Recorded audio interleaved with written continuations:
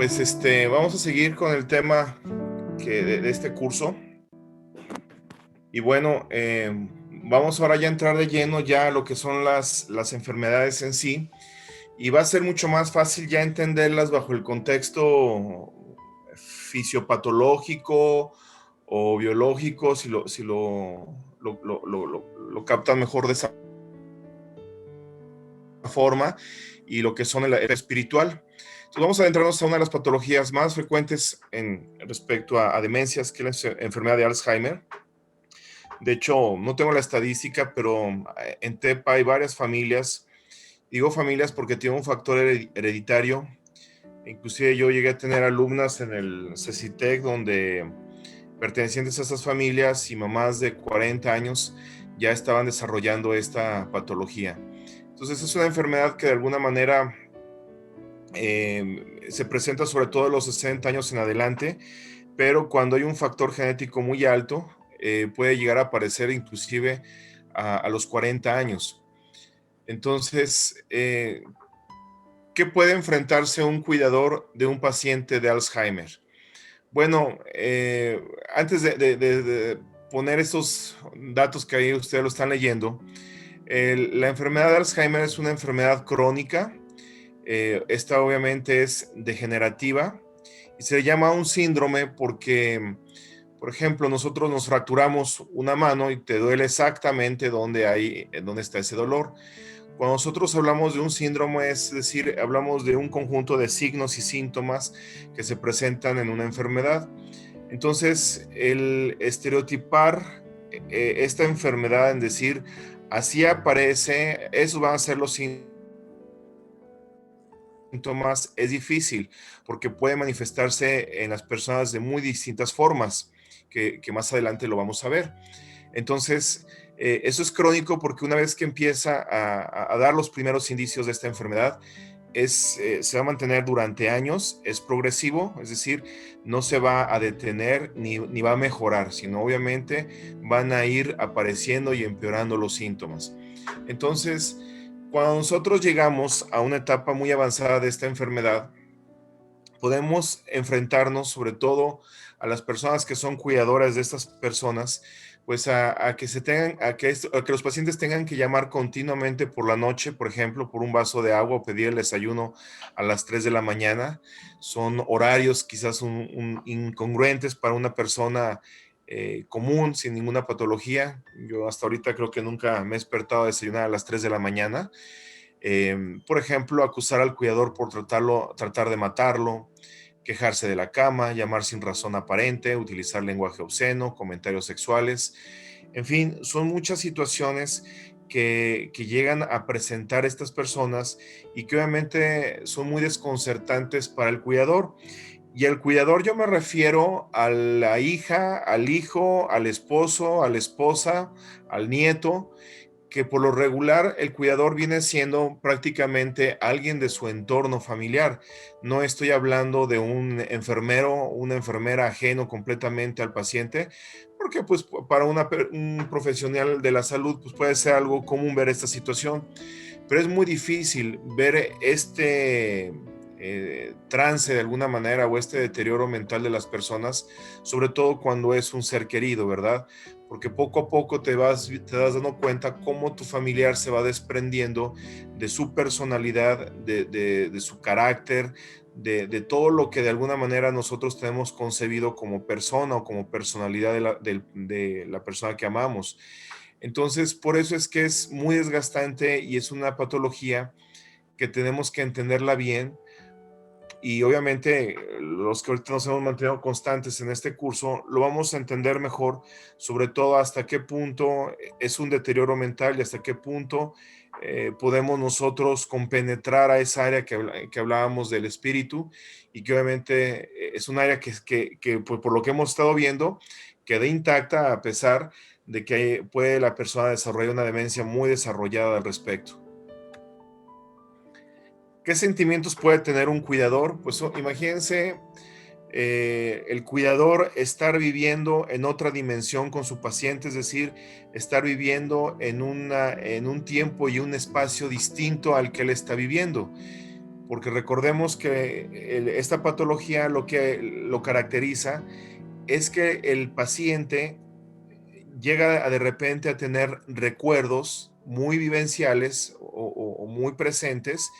Entonces él en ese momento puede actuar en base a un recuerdo del pasado. Un ejemplo, a lo mejor está la persona dormida y de repente se despierta a las 3 de la mañana, se viste y se prepara para irse a la calle. ¿Por qué? Porque en ese momento tuvo un recuerdo, quizás de sus hijos cuando eran chicos, cuando iba por ellos a la escuela, y en ese momento se activa ese pensamiento que dices, tengo que recoger a mi hija a la escuela. Y el paciente lo está viviendo de una forma muy real, muy vívida.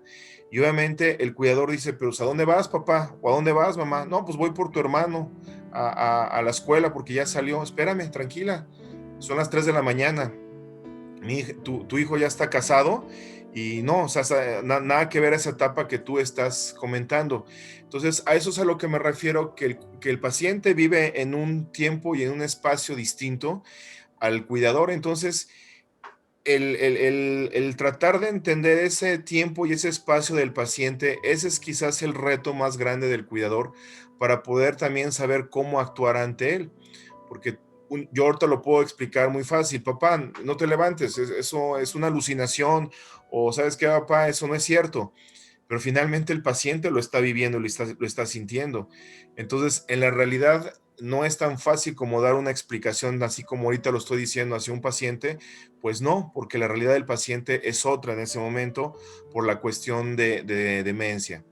Entonces, es muy desgastante para el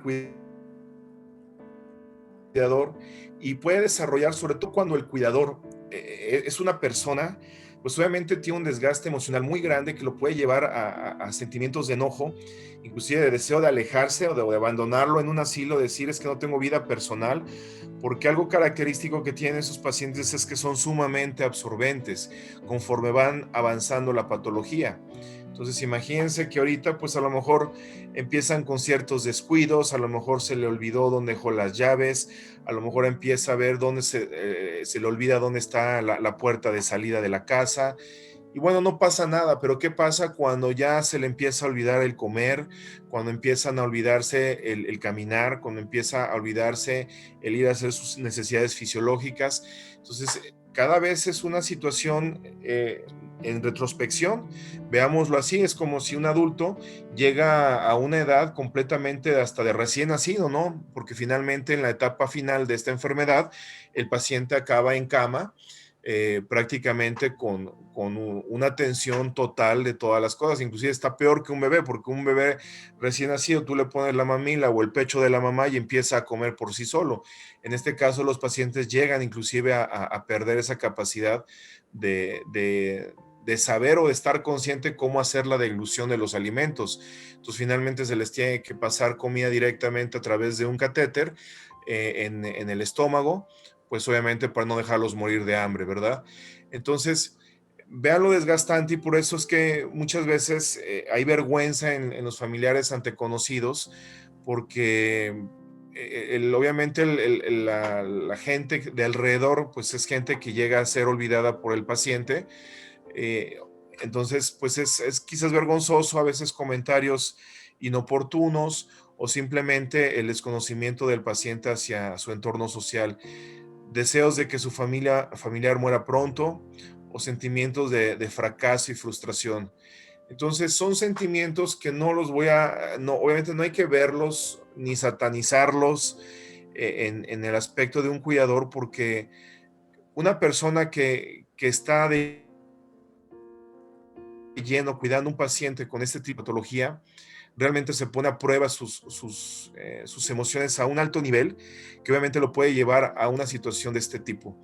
Eh, Hace tiempo platicando yo con una doctora, ella inclusive me decía que muchas veces los asilos que todavía antes nosotros todavía en México los tenemos con el estereotipo, ¿no?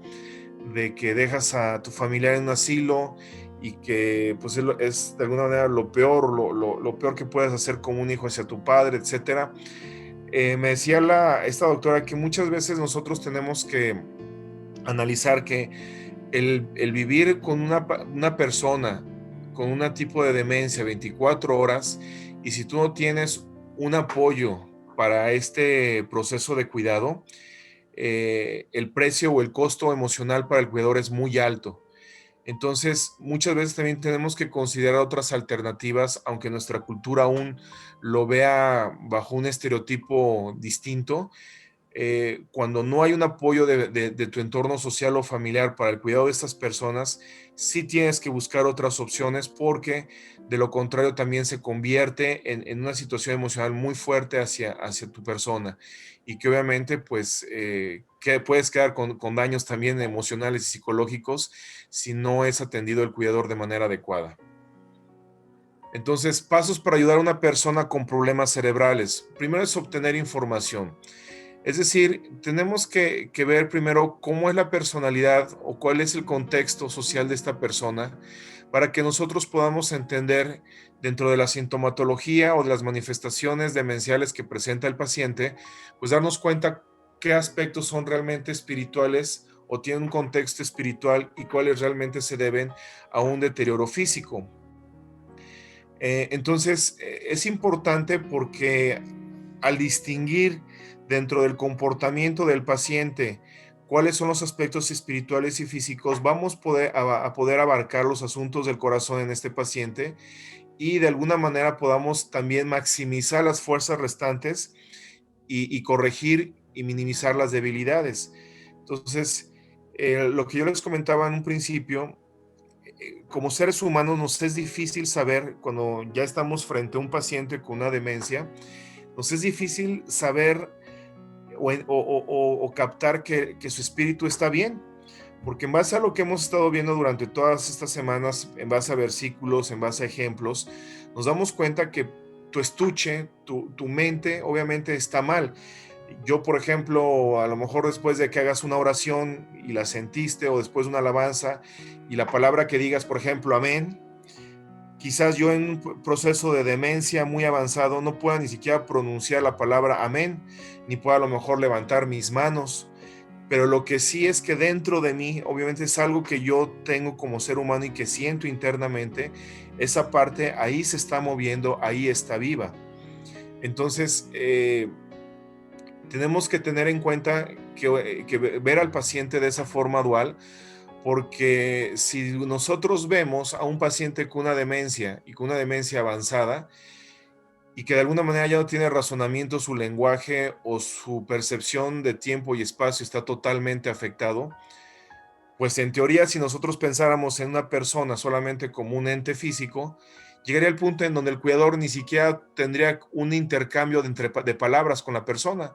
¿Por qué? Porque no te va a entender, porque no te va a razonar, porque lo que le digas no te lo está entendiendo, porque él está no está en otro mundo, pero sí en otro tiempo y en otro espacio.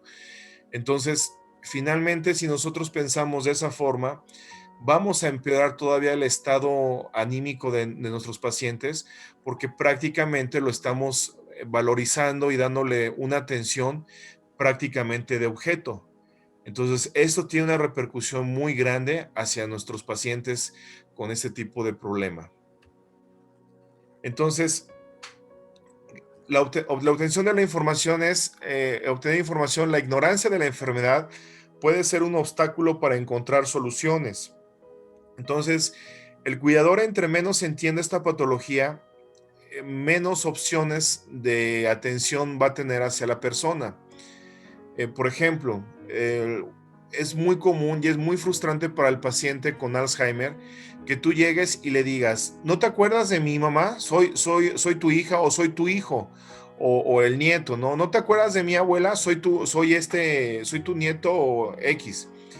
Esa pregunta de que no te acuerdas es muy frustrante, porque finalmente la persona está percibiendo, y por la familiaridad que se acerca la persona, dices, qué frustrante. O sea, veo que esta persona se está acercando, me doy cuenta con la confianza con la que se acerca a mí, que realmente me conoce, soy alguien cercano a él, pero no lo recuerdo. Entonces es más fácil llegar y decirle, ¿qué tal, abuela? O ¿qué tal, abuelo? Soy Homero, tu nieto. Es algo muy distinto. Ya ahí de alguna manera estoy dando una solución a una situación de angustia hacia el paciente. Pero esto que les acabo de decir, obviamente lo tienes que primero leer o tienes que asesorarte, y muchos tips que hay respecto a la atención de estos pacientes. Por ejemplo, en la actualidad pues es muy difícil que ya un paciente se te pierda, que se te salga de la casa sin darte cuenta.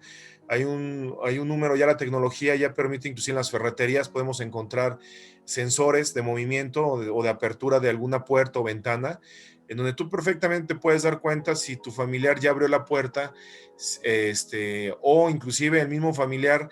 Ya hay ahorita accesorios en donde puedes rastrear perfectamente a tu familiar en caso de que se saliera de tu casa.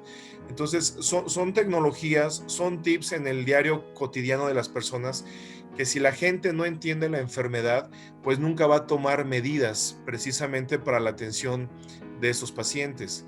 Entonces, el conocer la enfermedad permite a los familiares entender el mundo interno de las personas afectadas.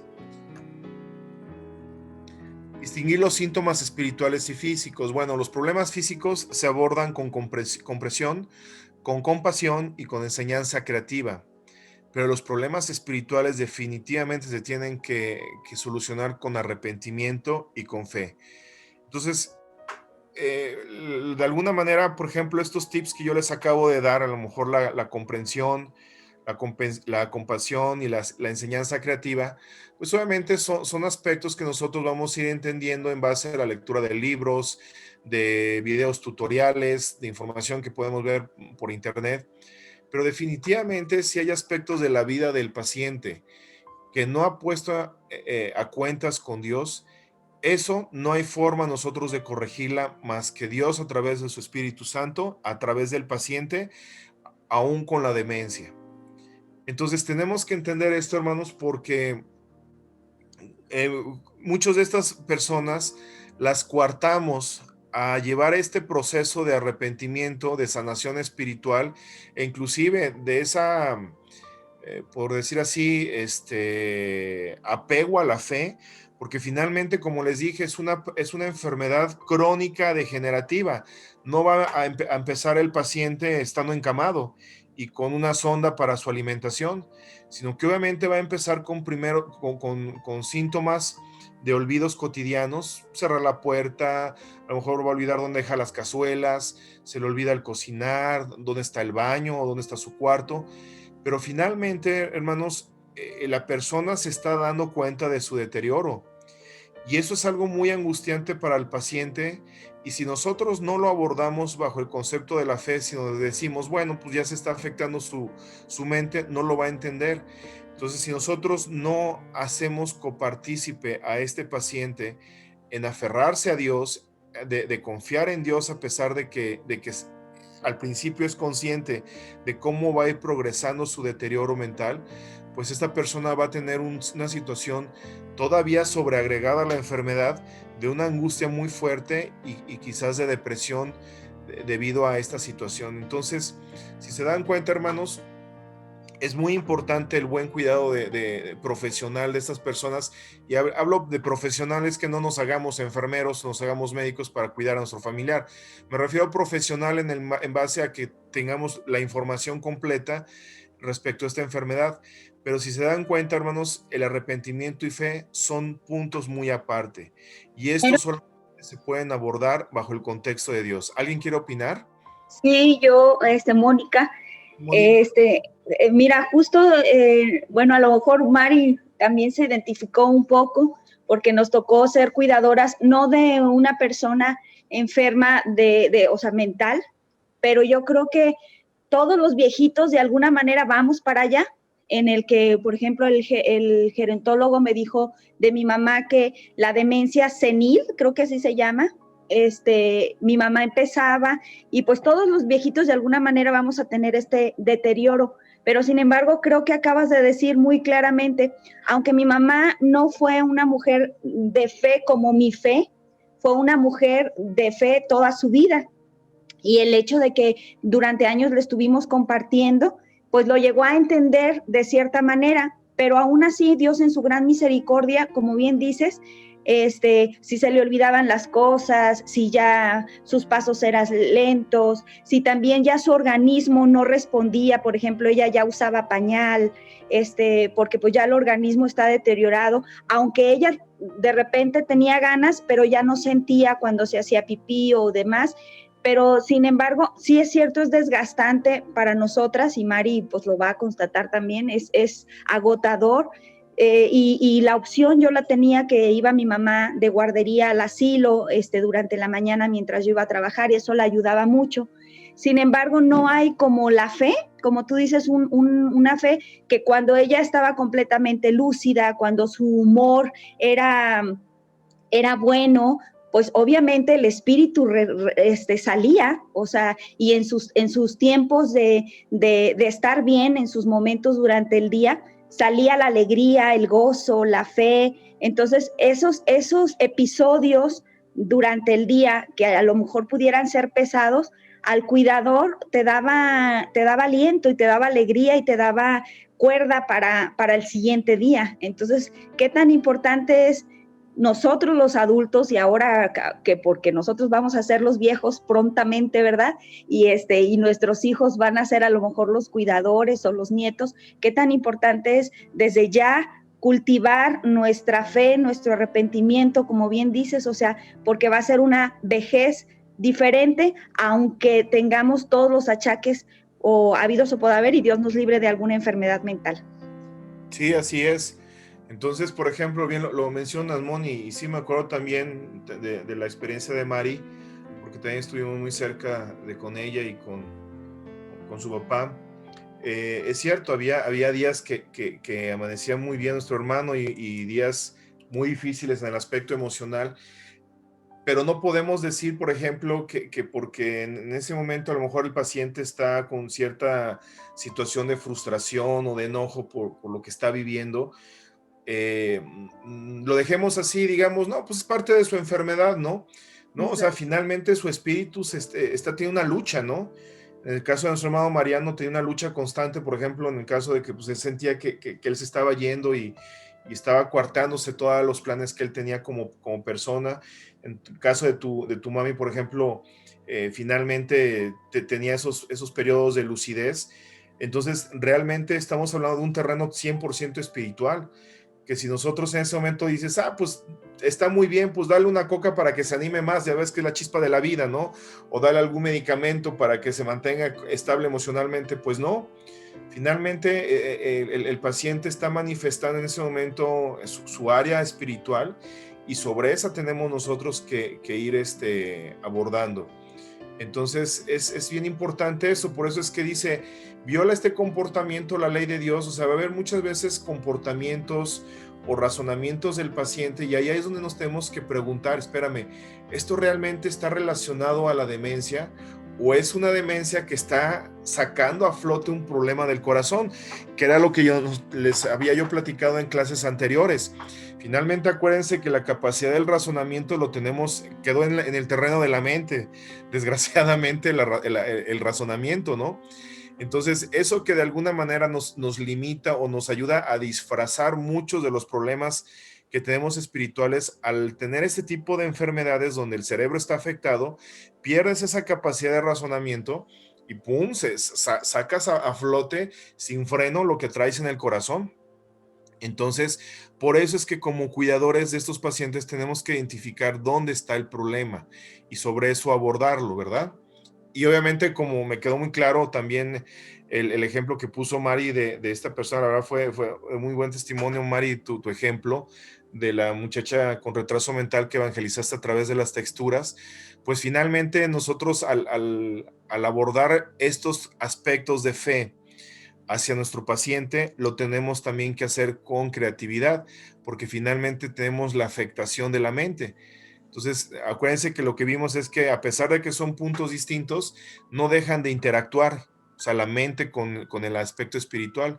Entonces, ahí es donde tenemos que buscar nosotros las estrategias de cómo abordar estas situaciones con nuestros pacientes. Entonces, abordar el corazón de manera creativa. No olvidemos que la discapacidad cerebral no equivale a discapacidad espiritual. Sí, que quede algo bien claro. El desafío consiste en comunicar la verdad de Dios de una manera comprensible y fácil de recordar. O sea, finalmente, la entrada y es bíblico, porque hermano Carlos, Peter, que tienen buena memoria para versículos, recuerden más o menos dónde está el versículo en donde dice que la palabra entra por el oír. Lo que quiero Romanos 10, rescatar es, 17. ¿lo lees por favor? Dice, así que la fe es por el oír y el oír por la palabra de Dios. Entonces Romanos 10, finalmente 17. el oír, el oír no se refiere en este momento la palabra de Dios al oír de que entre un sonido a través de tu oído y eso, o sea, el contexto que está manejando aquí la palabra de Dios es más bien sería escuchar, es decir, que haya una reflexión en tu cerebro, pero finalmente entró por tus sentidos la voz de la persona que te puso el mensaje de Dios. Entonces, si se dan cuenta, de todos modos, entra la palabra de Dios a través de tus sentidos que están controlados por el cerebro y finalmente lo procesas bajo un razonamiento que conlleva obviamente ya a un área más interna que es el espíritu. Pero acá lo que por eso es que dice, el desafío consiste en comunicar la verdad de Dios de una manera comprensible. Finalmente, esa capacidad de razonamiento, de entender la palabra de Dios las personas, está obviamente limitado por la limitación de su cerebro. Entonces, por eso es que tenemos que entrar ahí al aspecto de forma creativa. Entonces, era lo que yo les decía, el cuidador, si nosotros como cuidadores vemos al paciente bajo un contexto nada más físico o corporal, pues vas a acabar viendo, vaya la palabra, lo digo con todo respeto, pero vas a acabar viendo un bulto, nada más en la cama. Pero si tú lo ves bajo un contexto integral de cuerpo y espíritu, bueno, vas a ver una persona con una discapacidad avanzadísima donde no puede salir de la cama, pero puede escuchar alabanzas, puede escuchar la palabra de Dios. O sea, puede de alguna manera entrar la palabra de Dios a través de sus sentidos y de una u otra forma entender lo que Dios está tratando de fortalecer en su espíritu. Entonces, ahí es la gran diferencia entre un cuidador que no conoce a Dios y un cuidador que sí conoce a Dios. De que el cuidador que sí conoce a Dios obviamente va a abordar este punto que para otras personas sería innecesario. Inclusive, estas personas conforme avanza en su deterioro mental y llegan a tener, por ejemplo, reuniones familiares o reuniones con amigos, es muy incómodo para el visitante ese choque de decir, bueno, fui a ver a mi amiga, pero veo que mi amiga ya está ya desconectada y es muy difícil porque de repente empiezan a hablar voy a nombrarle los visitantes, empiezan a tener conversaciones con, ya sea con el esposo que se encuentra bien mentalmente y empiezan a entablar conversaciones como si no estuviera presente el paciente. Entonces, eso es lo que nosotros tenemos que cuidar mucho. El paciente sigue razonando y sigue entendiendo muchas cosas que ya su cerebro lo traiciona para obviamente dar una respuesta racional, pero la persona está captando mucho de la conversación. Entonces eso tenemos que entenderlo muy bien en este momento con esos pacientes. Entonces algunas veces tendremos que enseñar habilidades para compensar sus debilidades. Es decir, cuáles son las áreas fuertes, cuáles son sus dones y sus habilidades, con qué disfrutan, les pides que oren, les pides consejo. Entonces son aspectos que nosotros tenemos que seguir fomentando en nuestros pacientes con demencia y que obviamente ellos deben de seguir desarrollando esa área espiritual a pesar con sus limitantes. Entonces, sí hay que diferenciar qué es el Alzheimer y qué es la demencia. La demencia no es consecuencia inevitable del envejecimiento. Se refiere, por ejemplo, a un deterioro de la memoria o del intelecto lo suficientemente severo como para interferir en las relaciones sociales y de trabajo. Y esta puede ser breve, puede ser reversible, como es el desmayo o el estupor alcohólico, la hipoglucemia, cuando baja mucho el azúcar, o puede ser crónico y progresivo como el Alzheimer. De hecho, el diagnosticar el Alzheimer es muy difícil, Porque si ustedes me dicen, es que mi papá empezó con demencia a los 70, 80 años, es difícil decir que realmente es Alzheimer.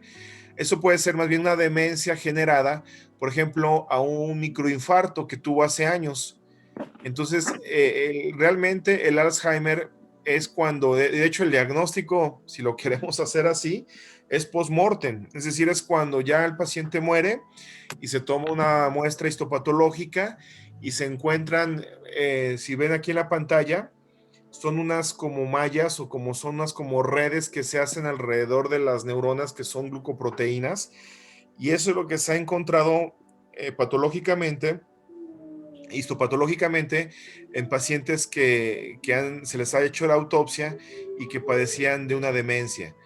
Entonces, es muy difícil, obviamente, cuando un paciente, por eso le decía que tiene un factor hereditario. Si un paciente, obviamente, papá tuvo Alzheimer, el papá del papá tuvo Alzheimer, el tío tuvo Alzheimer, y empiezas con datos de olvido y de mucha sintomatología de Alzheimer a los 40 años, pues lo más seguro es que es Alzheimer. O sea, es muy difícil que a esa edad pues ya empiezas a tener problemas de demencia. Obviamente, si no tienes algún antecedente de diabetes o de alcoholismo, ¿no? O de drogadicción previo.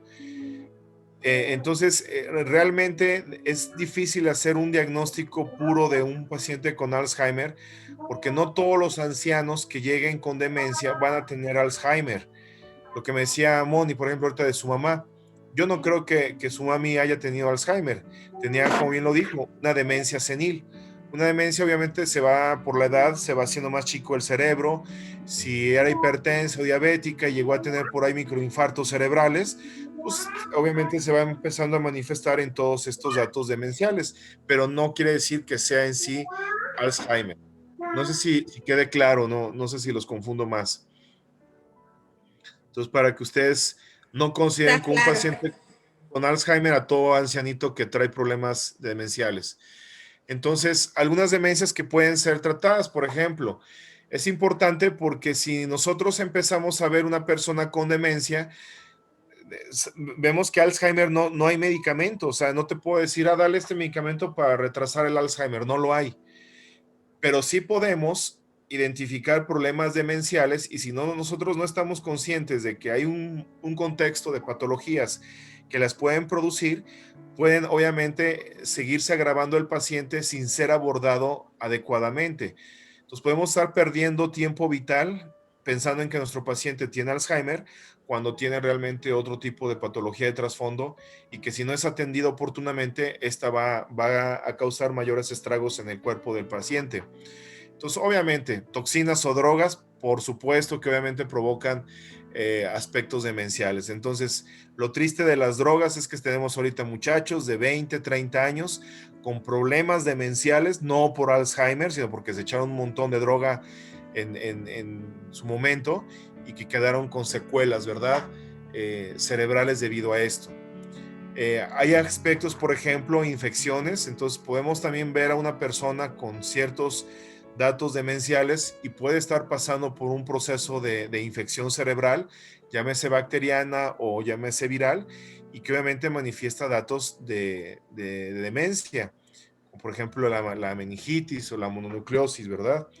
Algunos trastornos endocrinos o que tienen que ver con nuestras hormonas, el mixedema, por ejemplo, que es un problema de la tiroides, o la enfermedad de Graves. En el caso del mixedema es por hipotiroidismo, no funciona bien la glándula tiroidea, y el caso de la enfermedad de Graves porque trabaja además la hormona tiroidea, y esto obviamente trae trastornos paratiroideos que pueden provocar problemas demenciales en el paciente, y podemos estarlo tratando bajo un contexto más que nada de tipo cerebral cuando el problema es de tipo hormonal. Están, por ejemplo, las enfermedades hepáticas. La enfermedad de Wilson, por ejemplo, no es una enfermedad poco común, pero hay un inadecuado metabolismo del cobre en los pacientes. Entonces, si yo tengo un paciente con edad avanzada y lo veo con conjuntiva amarilla, con piel amarilla, pues no pensemos que el paciente trae un problema de Alzheimer, sino más bien trae un problema de tipo hepático, ¿verdad? O el síndrome de Cushing, que también es otra enfermedad de tipo hormonal, que cuando hay un exceso de secreción de glucocorticoides. Son unas hormonas que tenemos en el cuerpo y que se secretan en la glándula suprarrenal a nivel del riñón. Si estas están aumentadas en gran manera, también pueden provocar demencia, pero vuelvo a decir, el problema es de tipo hormonal. Entonces, igual el fallo renal, por ejemplo, hay pacientes que se da uno cuenta que tienen ya una insuficiencia renal severa porque te llegan al hospital precisamente con delirios, con demencias. Entonces les haces pruebas de sangre y no, pues encuentras todas las sustancias elevadísimas porque obviamente están estancadas en el cuerpo, no las ha podido eliminar el cuerpo del paciente a través de la orina. Entonces son pacientes que una vez que se les hace diálisis o hemodiálisis y se les limpia su sangre, vuelven a recobrar su estado de lucidez. Hay aspectos también de fallo respiratorio. Por ejemplo, pacientes a lo mejor que practican deportes como el montañismo, cuando llegan a cierta altura y hay poco oxígeno por el nivel de altura, pueden padecer trastornos de demencia y obviamente pues no es porque tuvieron un dato de Alzheimer agudo, ¿verdad? O los datos de hipoglucemia o hiperglucemia, que creo que ahí, no sé, Mari, creo que llegaste a ver algún cuadro de estos con tu papi, ¿verdad? En alguna de las descompensaciones que tuvo nuestro hermano Marianito en su momento. Traumas, por ejemplo, hematomas subdurales. Puede haber casos en donde no forzosamente tenga que ser un accidente extremo. Muchas veces el paciente llega a golpearse la cabeza, si es un paciente, por decir así, enfermo del corazón y que se está medicando con medicamento que previene la formación de coágulos, a veces con un golpe en una escalera, en algo que sí me dolió mucho, pero bueno, no se desmayó en su momento, ni fue nada gravoso, puede que se le esté generando en ese momento una pequeña fuga, una hemorragia de gota a gota, y que al cabo de horas o de días empieza el paciente con datos de demencia. Entonces, inclusive a lo mejor puede hasta pasar con cierta forma desapercibida el accidente o el incidente, y que realmente esa es la causa de que el paciente empieza con ciertos problemas. Por ejemplo, pasó con un hermano en Guadalajara que tuvo un golpe fuerte en la cabeza en el baño, o sea, ni siquiera estoy hablándoles de que tuvo un accidente automovilístico, una caída de la azotea, no, así en el baño. Él estaba con medicamento para la coagulación y se dio cuenta que estaba con un problema porque iba manejando y llegó a su casa y toda la camioneta rayada. Entonces, oye, papá, pues, ¿dónde chocaste? Ay, pues no me di cuenta. Y ahí se le empieza a investigar, se le toma la tomografía, pues tenía un hematoma enorme en el cerebro, ya lo que le estaba causando deterioro en el razonamiento. Entonces, enfermedades vasculares, lo que yo les decía, los infartos cerebrales, una persona hipertensa o diabética puede llegar a empezar a tener datos de afectación microvascular y obviamente por infartos cerebrales va a empezar a desarrollar esa demencia a nivel cerebral. Deficiencia de vitamina B12, la anemia también puede provocar demencia, tumores cerebrales. Mucho paciente con tumor cerebral se ha diagnosticado porque se empieza a ver, se empieza a dar uno cuenta como médico o bueno, el cuidador, cambios en su comportamiento cotidiano y obviamente pues a la hora de que llega el proceso de hacer estudios, pues te das cuenta que trae un desarrollo de algún tumor. La fiebre muy alta también provoca lo que es demencia, la depresión y obviamente estados de deshidratación muy fuertes. Igual pacientes ancianitos que tienen un mal cuidado por parte de sus cuidadores o que inclusive podemos decir no tienen ni siquiera cuidador, nos llegan con cierta regularidad al hospital pacientes que de repente a lo mejor por ahí algún sobrino se acordó del tío que vive solo y lo llegó casi moribundo al pobre viejito y pues te das cuenta que está bien deshidratado, ¿no? Entonces, ¿por qué menciono todas estas patologías? Solamente lo que quiero resumir con todo esto es que hay muchas enfermedades muy ajenas al Alzheimer que provocan demencia.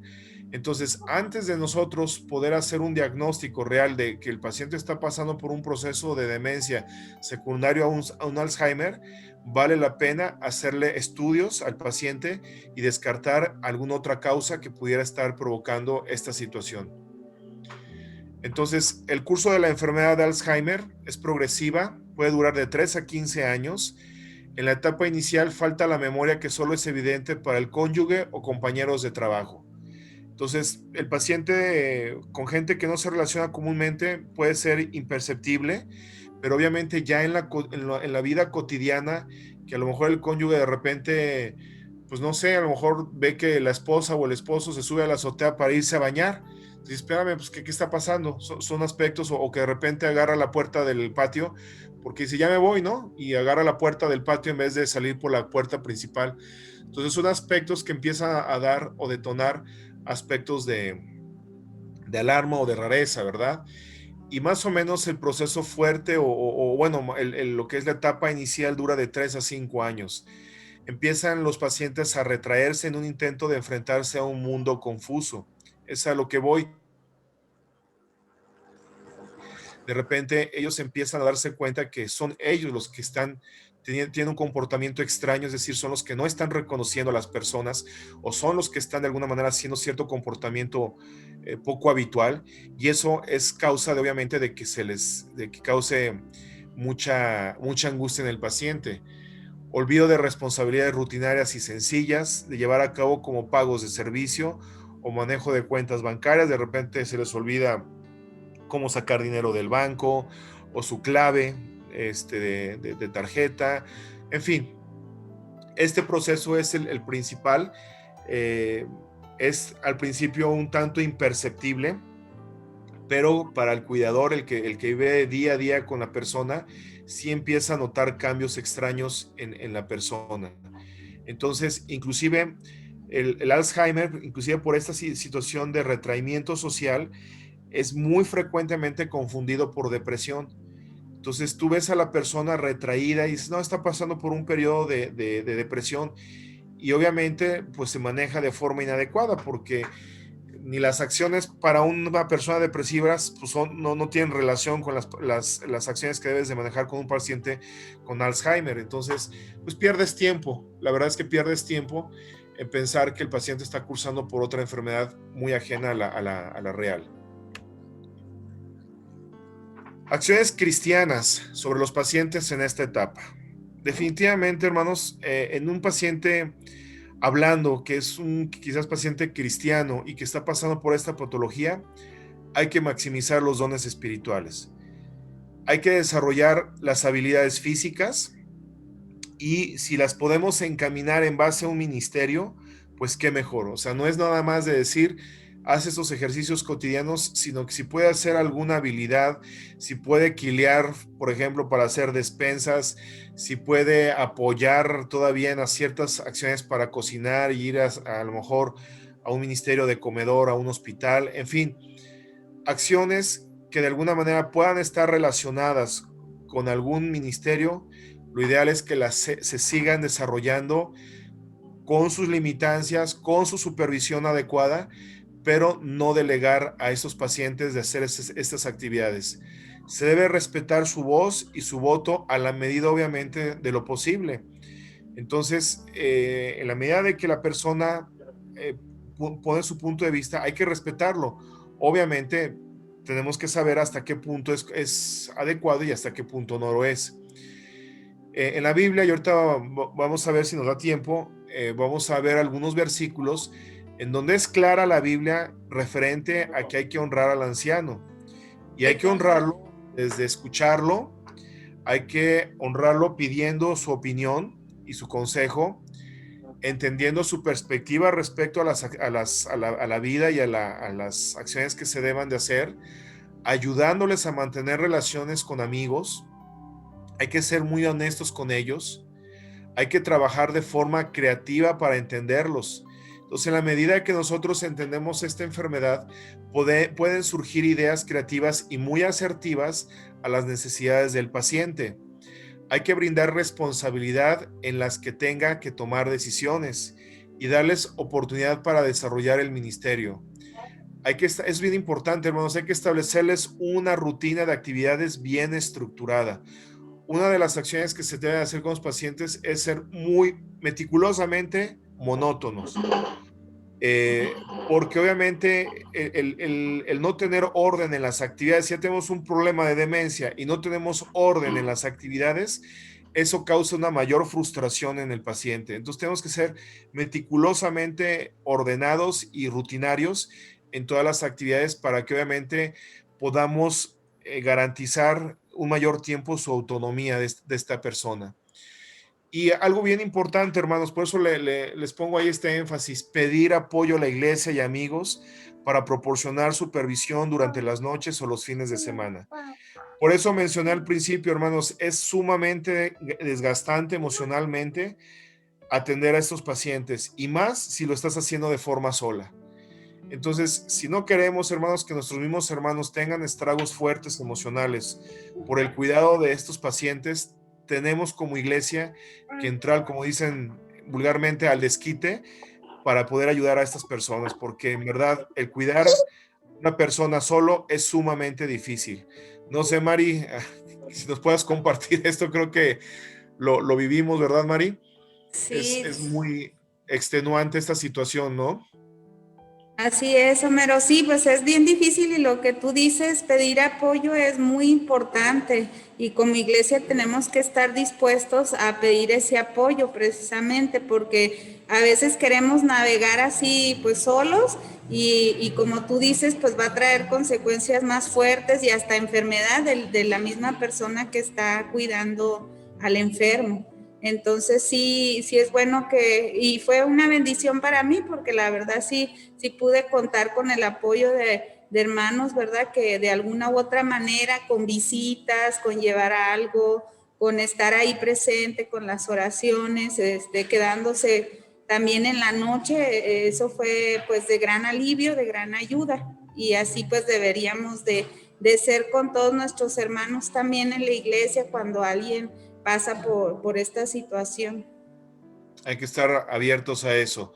Mari, creo que ya se Perdón, acabó el tiempo, sí, ¿verdad? sí, también te iba a decir que ya. Bueno, hermano Carlos, ¿nos puede despedir en oración, por favor? Y seguimos la próxima semana.